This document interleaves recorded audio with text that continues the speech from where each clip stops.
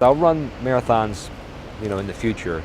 I'm not sure that it will be as emotional and as personally meaningful as this one. My parents have cerebral palsy, and one of the things that they've always kind of imbued in my brother and I is don't sit on the sidelines. They've obviously been handicapped their whole lives, but they've never let that get in the way of kind of, sucking the sweets of life.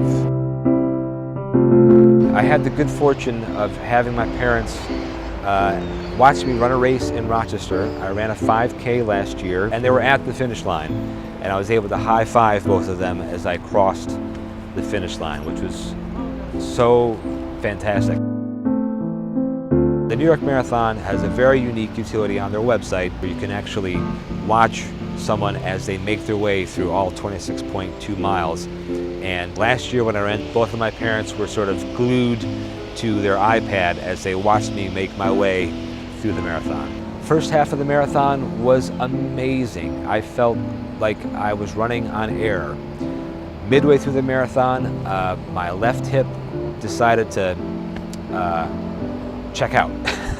My parents helped me through that second half because I knew they were tracking my progress. So I used the mile markers as inspiration because I knew that every mile marker I crossed, they would be watching me. My mom was an extraordinary human being. She was a full-blood Italian, a grabber, a kisser, a hugger, and very much in your personal space to express that love. I decided to sort of channel this year's marathon and help raise money for Cerebral Palsy of Rochester. It's an organization that helps folks with disabilities live more independent lives.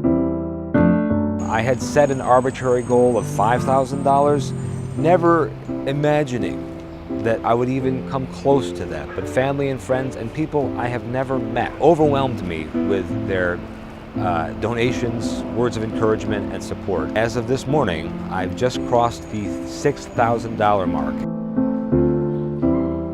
The thing that kind of really sort of resonates with me is that I'll be running for folks who can't.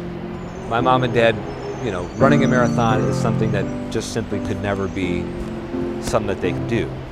So it's going to be a very emotional experience as I sort of carry both of them with me across the finish line.